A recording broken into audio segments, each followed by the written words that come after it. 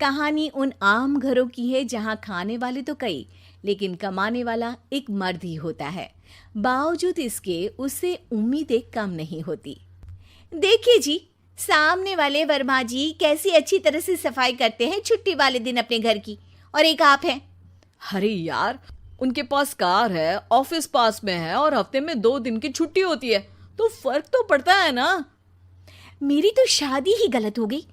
अरे कोई मस्त लड़का मिलता, कमाता भी, घुमाता भी, घर के कामों में भी मदद करता, लेकिन नहीं जी, हमारे वाले को तो कमाने से फुर्सत ही नहीं, और कमाई भी ऐसी कि कोई जरूरत पूरी ही नहीं हो रही है। सुनील बेचारा शीना को देखकर सोचता है कि शीना सही कह रही है।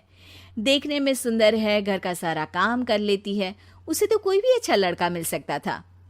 क्या सोच रहे हैं? भागने का इरादा तो नहीं है? अरे नहीं मेरी प्यारी बीवी, मैं तो नहीं, पर डर है कि तुम नहीं कहीं भाग जाओ मुझे छोड़कर। शीला सुनील के मुंह से प्यार भरी बात सुनकर मुस्कुराती है। आप भी ना। सुनील एक दिन ऑफिस से घर आता है कि तभी शीना कहती है, सुनिए जी, वो मेरी सहेली आई थी, सारा दिन वो लोग यहीं थे। अब जा रही थी तो मैंने कहा नहीं नहीं, मेरे पति छोड़ आएंगे ना तुम्हें, तो रोक लिया मैंने।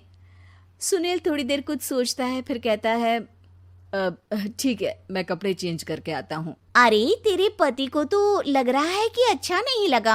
अरे नहीं नहीं, ऐसी कोई बात नहीं है, रुको मैं अभी उन्हें घर के कपड़े देकर आती हूँ। शीना अंदर जाती है जहां सुनील पलंग पर लेटा होता है। अरे क्या मजाक है, वो कह रही है कि आपने मुंह बना लिया। सही तो कह रही है, सुबह से अब ऑफिस से लौटा हूँ, 1 कप चाय का तो पूछा नहीं। 20 किलोमीटर जाओ और आओ, और फिर कल उसी टाइम पर ऑफिस। अरे यार, मुझे गाड़ी चलानी आती ना तो बोलती भी नहीं आपको, और कौन सा रिक्शा खींच कर जाना है आपको। सुनील अब क्या बोलता। रात देर से आता है और सो जाता है। अगले दिन शरीर दर्द हो रहा है। अरे तो मत जाओ ना ऑफिस, चलते हैं ना मार्केट घूमने, फिर पिक्चर देखेंगे और रात में खाना खाकर घर वापस। सुनील जब सारे दिन की थकान वाला शेड्यूल सुनता है तो वो सीधे सीधे ऑफिस के लिए तैयार हो जाता है। अब आए दिन शीना की डिमांड बढ़ती ही चली जाती है और सुनील उसको पूरा भी करता। लेकिन एक दिन, ए जी मेरा भाई आ रहा है, उसे 2 लाख रुपए की जरूरत है। हाँ तो मैं क्या करूँ शीना, मेरे पास इतने रुपए नहीं है। हाँ हाँ पता है नहीं है, लेकिन किसी से लेकर तो दे सकते हो ना। अरे मैं किससे मांगू, मेरे तो जानने में भी कोई नहीं है जिसके पास इतनी बड़ी रकम हो। तभी वहां शीना का भाई शीनू आ जाता है। जीजा जी कैसे हैं आप? अब मैं ठीक हूँ शीनू, अचानक इतनी बड़ी रकम की जरूरत कैसे पड़ गई? अरे जीजा जी, वो बिजनेस शुरू किया ना, तो उसके लिए पैसे की जरूरत है। काफी हो चुका है, थोड़ा पैसा बचता है तो मैंने सोचा आपसे ले लूं।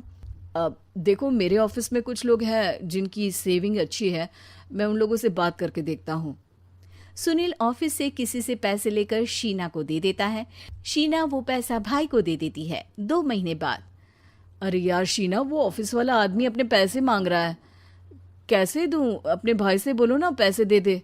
अरे हाँ हाँ दे देगा, कहाँ भागा जा रहा है, आप उनको बोल दो कि दे देंगे। थोड़े दिन बाद, शीना वो आदमी मुझसे आज भी पैसे मांग रहा था यार, मैं तंग आ गया हूँ। ऑफिस जाते ही सामने उसका चेहरा दिखता है, क्या बोलूँ, बार बार पैसे मांगता है। अच्छा मैं शीनू को फ़ोन लगाती हूँ, बात करके देखती हूँ। शीना भाई को फ़ोन करती है लेकिन वो फ़ोन उठाता ही नहीं। लगता है भाई कहीं ऐसी जगह है जहाँ नेटवर्क की समस्या होगी।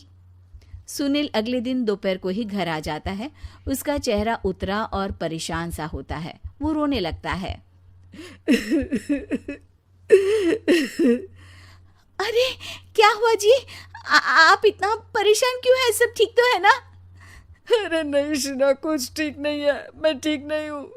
तुम्हारे भाई के लिए मैंने जो पैसे लिए थे, उस आदमी ने आज भरे ऑफिस में सबके सामने मेरी बेइज्जती कर दी।